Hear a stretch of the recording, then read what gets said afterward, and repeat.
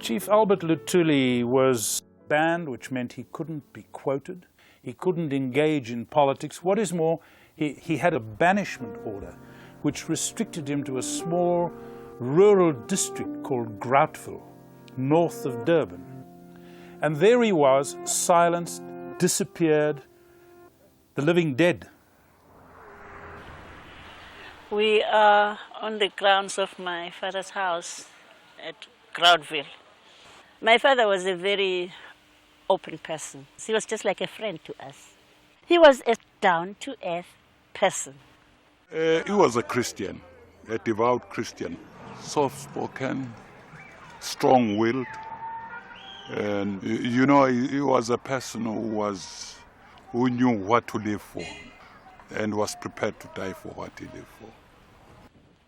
The special branch used to come to the house in the unholy hours of the night and raid a man who was highly respected, a gentleman, and reduce him to an ordinary criminal. But he was amazing in that he kept his dignity. He had been looking forward to seeing Luthuli from the moment that we were planning the trip. That was always going to be a focus if we could get to do it. We, the journalistic community, were not with him. We didn't know about the trip until it was over.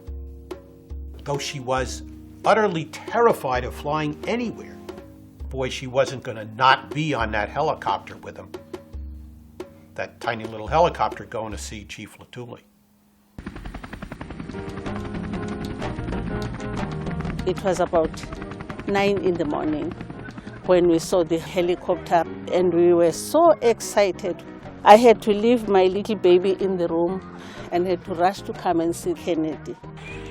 My younger son, who was about 5 or 6, he was the first one to hold his hand and thought it was very wonderful to do so.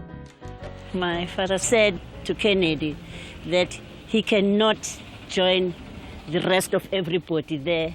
So he took him and said that I can only speak to you alone, because he was allowed one person at a time. He used to love coming out and sitting here, my father. He would meditate and think. And he loved a jacaranda tree when it was in bloom. Very beautiful.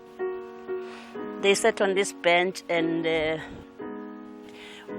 we were all there on the veranda. Even Ethel was sitting there with the other women.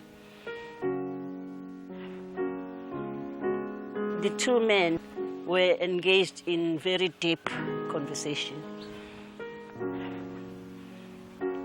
My brother described him as one of the inspiring figures of our time. My brother felt that presence about him. It was one of those rare moments where greatness is revealed. Luthuli was always in his mind. The two men struck it. There seems to be a chemistry there which developed, between them. It was truly a moment that one cannot forget.